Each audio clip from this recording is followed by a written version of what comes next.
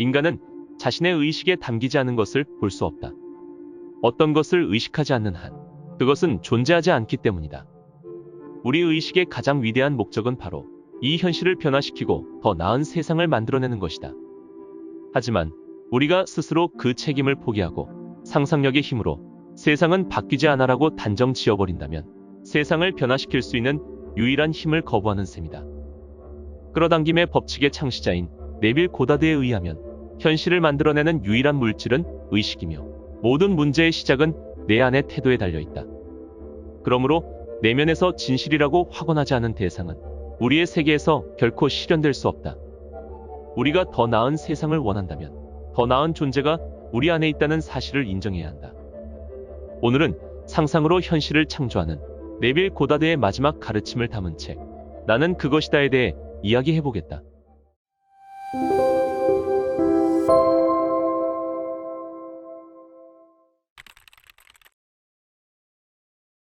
이 우주는 무엇으로 이루어져 있을까?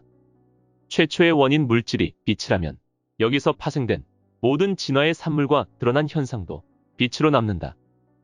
이와 마찬가지로 최초의 원인 물질이 의식이라면 모든 진화의 산물과 드러난 현상도 역시 의식으로 남는다. 관찰될 수 있는 모든 상태는 같은 물질이 변형되어 더 높거나 낮은 형태를 띈 모습일 뿐이다. 즉, 의식이 유일한 현실이라면 현실을 만들어내는 유일한 물질은 의식이어야 한다는 뜻이다. 의식 안에는 그 어떤 분리도 존재하지 않는다. 자신을 부자라고 또는 거지라고 생각하든 간에 나라는 존재의 핵심은 변하지 않는다. 에들버트의 심리학 연구실에서 진행한 실험에 따르면 우리가 뭔가를 볼 때 실제 눈에 비치는 것은 사물 자체보다는 당신이 하는 가정에 의해 더 큰 영향을 받는다고 한다. 당신이 실제 물리적인 세계라고 믿는 것은 사실 가정된 세계에 불과하다. 다시 말해 같은 대상이지만 보는 사람에 따라 다르게 인식한다는 것이다. 모든 것은 자신을 향한 자신의 태도에 달려있다. 상황, 조건, 심지어 물리적 물체로서 당신에게 모습을 드러내는 것은 당신의 의식이 만들어낸 산물에 불과하다. 세상의 다양한 물질이 차이를 만드는 것이 아니다. 같은 원인 물질인 의식이 어떻게 배열되는지에 따라 차이가 생긴다. 부자, 거지, 도둑은 서로 다른 마음을 갖고 있지 않다. 같은 마음을 다르게 배열했을 뿐이다. 마치 자성이 있는 철 조각과 자성을 잃은 철 조각이 물질적으로는 같지만 분자의 배열과 순서가 다른 것과 같다. 건강, 부유함, 천재성은 창조되지 않는다. 오직 당신 마음의 배열에 따라 현실에 나타난다. 즉, 자신에 대한 관념이 현실을 좌우한다. 자신에 대한 관념이란 당신이 진실이라고 받아들이고 동의한 모든 것을 말한다. 당신이 무엇을 동의했는지는 삶을 향한 당신의 반응을 비판 없이 관찰해야만 발견할 수 있다. 외부 세계를 바꾸기 전에 반드시 당신의 의식을 먼저 바꿔야 한다. 비는 대기 상층부의 온도가 변했기 때문에 내린다.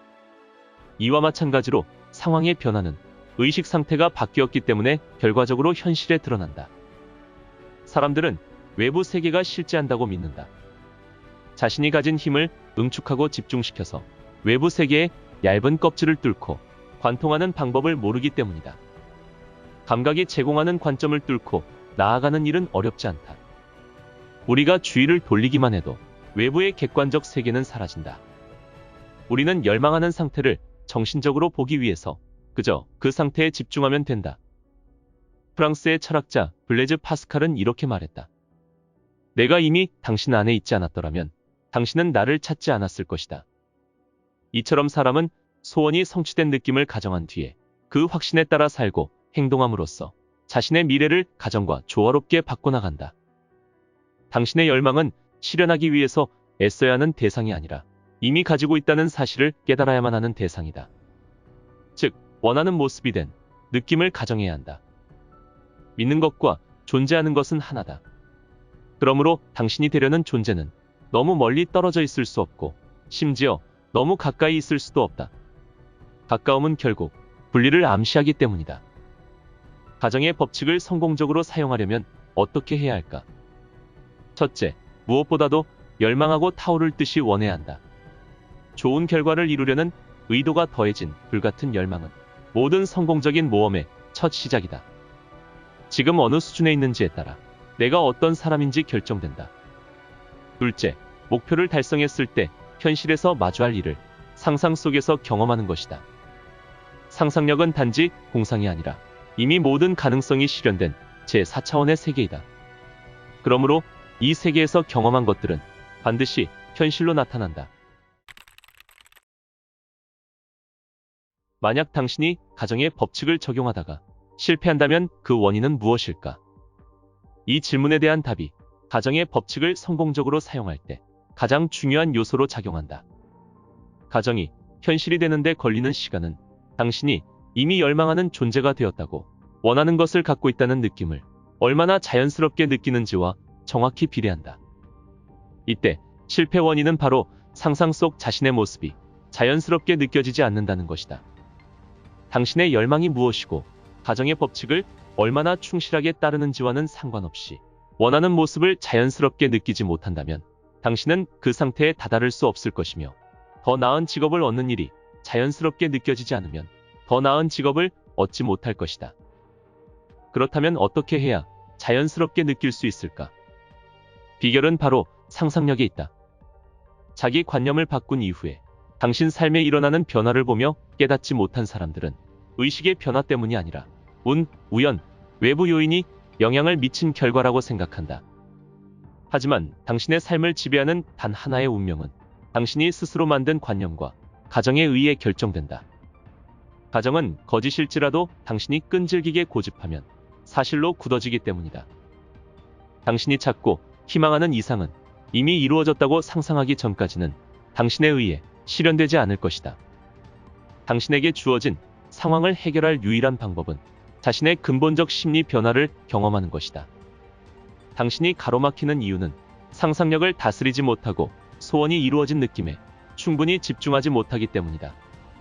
상상력을 통제하는 데 실패하고 소원이 성취된 느낌에 꾸준히 주의를 기울이지 못하면 아무리 많이 기도하거나 간청하더라도 원하는 결과를 얻을 수 없을 것이다.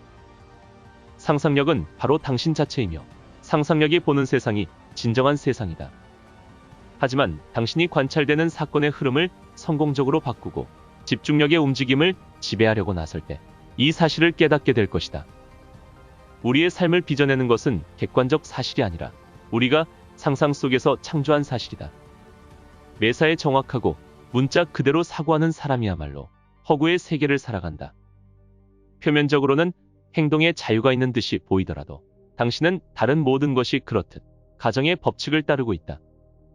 자유의지에 대해 당신이 어떤 의문을 제기하더라도 당신이 살면서 겪는 모든 경험이 의식적이든 무의식적이든 당신의 가정에 의해 결정된다는 것이 진실이다. 사람은 과거가 자연스럽게 쌓여 미래를 만든다고 믿는다.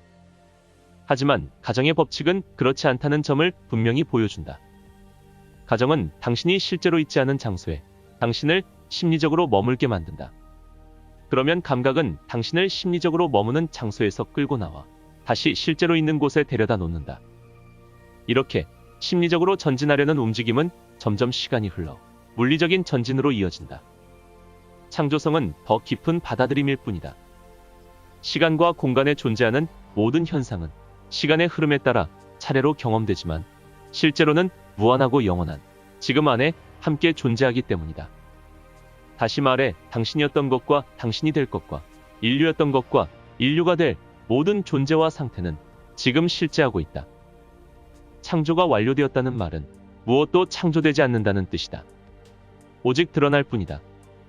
창조성이라 불리는 특성은 이미 존재하는 것을 알아차리는 태도에 불과하다. 당신은 단순히 이미 존재하는 것의 많은 부분을 점차 감지할 뿐이다. 자신을 실패자라고 여기는 자기 관념을 갖고 있다면 당신은 상상 속에서 그 관념에 부합하는 모든 일련의 사건을 마주할 것이다. 그러므로 자기 관념에 따라 당신이 현재와 미래를 결정하고 있다는 사실은 분명하다. 당신은 지금 경험하고 있고 앞으로 경험하게 될 창조의 부분을 드러내고 있다. 소원이 이루어졌다고 가정한 뒤 가정이 실현되기 전까지 무엇을 해야 할까? 소원이 이루어진 느낌을 가정하는 일 이외에 당신이 어떤 것이든 할 수 있다는 생각은 망상이다. 당신은 무슨 일이든 하길 원하지만 실제로 할 수 있는 일은 아무것도 없다. 자신에게 행동할 자유의지가 있다는 착각은 모든 행동의 근간인 가정의 법칙에 대한 무지에 불과하다. 모든 일은 자동으로 일어난다. 당신에게 닥치는 모든 일과 당신이 하는 모든 일은 그저 일어날 뿐이다. 당신의 가정이 의식적이든 무의식적이든 가정은 실현을 위해 생각과 행동 전체를 이끌어 나간다. 가정의 법칙을 이해하고 법칙의 진리를 확신한다는 말은 행동할 자유의지가 있다는 착각을 모조리 제거한다는 뜻이다. 사실 자유의지란 어떤 열망을 품을지 선택할 수 있는 자유의지가 있다는 의미일 뿐이다. 당신이 선택한 열망이 이미 사실이라고 가정함으로써 생각은 현실로 변모한다. 그 이후에 자유의지의 역할은 끝난다. 그리고 모든 일은 당신이 가정한 관념과 조화를 이루며 일어난다. 최소 작용 원리란 자연에서 물질은 경로를 최소화해서 움직인다는 원리다. 최소 작용 원리는 행성의 궤도에서부터 빛의 파동의 경로까지 물리학의 모든 것을 지배한다. 최소 작용 원리에 따라서 당신은 현재 상태에서 열망하는 상태로 이동할 때 가능한 최단 시간 안에 최소한의 에너지를 써야 한다. 하지만 어떤 의식 상태에서 다른 상태로 옮겨가는 일은 심리적이다. 그러므로 이러한 여정을 떠나기 위해서는 최소 작용의 심리적 등가물을 반드시 사용해야 한다. 바로 단순한 가정이다. 가정의 힘을 완전히 깨닫는 날, 당신은 가정의 힘이 최소 작용 원리에 완벽히 순응하며 작용한다는 사실을 알게 된다. 가정의 힘은 집중력에 의해 작동하며 그 과정에는 노력이 들지 않는다. 따라서 당신은 가정을 통해 최소한의 에너지와 시간을 쓰고 성급하지도 애쓰지도 않은 채 목표에 도달한다. 창조는 완료되었기 때문에 당신이 열망하는 것은 이미 존재한다. 하지만 의식이 만들어낸 대상만 눈에 보이기 때문에 지금 바라보고 있는 것은 시야에서 배제된다. 가정은 배제된 것을 다시 불러들여 온전한 시야를 회복하는 작용을 한다. 변화하는 것은 세상이 아니라 당신의 가정이다. 눈에 보이는 세계의 모든 일은 보이지 않는 세계에서 시작된 생각의 결과다. 현재가 가장 중요하다. 우리가 가정을 통제할 수 있는 시간은 현재뿐이다. 가정의 법칙을 현명하게 작동하고 싶다면 마음속에서 미래가 현재가 되어야만 한다. 당신은 이미 가정이 실현된 상태가 되었다고 상상할 때 미래는 현재가 된다. 차분히 최소 작용의 행동만 하며 이미 열망하는 존재가 되었다고 확신하라. 의식은 당신의 더욱 큰 자아이며 더 깊은 자아이고 무한한 존재다. 중요한 점은 의식이 당신 안에 있고 바로 당신이며 당신의 세상이라는 사실이다. 이 사실이 바로 변치 않는 가정의 법칙을 지탱하는 토대다. 이 사실 위에 당신이라는 존재가 세워져 있다.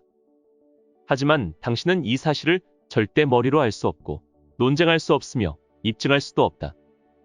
오직 느낄 수 있으며 단지 알아차릴 뿐이다.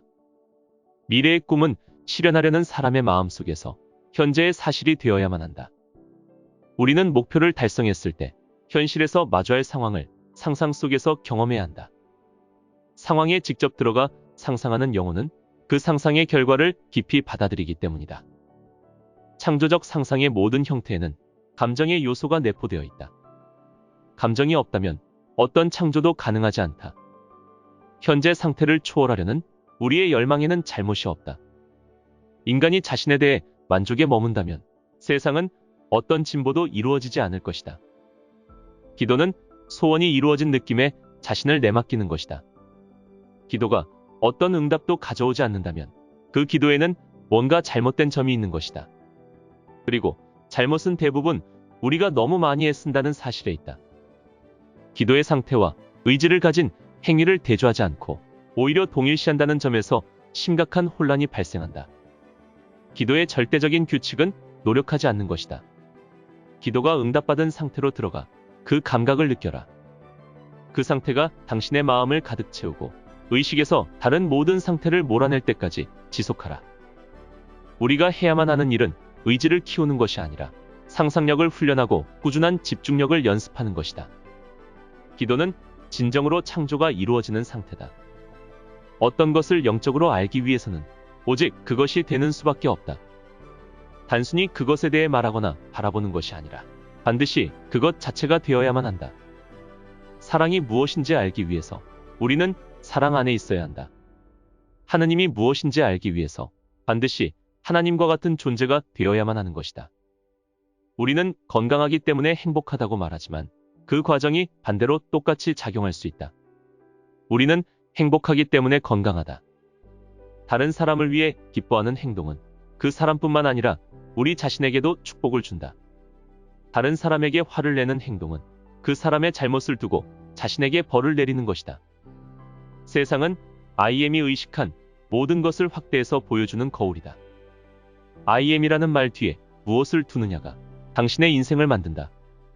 세상을 바꾸려 애쓰지 말라. 세상은 당신이 누구인지 보여주는 거울일 뿐이다. 자신이 자유롭다거나 속박되었다고 인식하는 사람은 자신이 인식한 그 모습을 세상에 드러내고 있다. 마음에 새겨진 모든 인상은 반드시 이루어질 상태에 대한 확언으로 나타나야 한다. 나는 위대해질 거야 라는 말은 지금 내가 위대하지 않다는 고백일 뿐이다.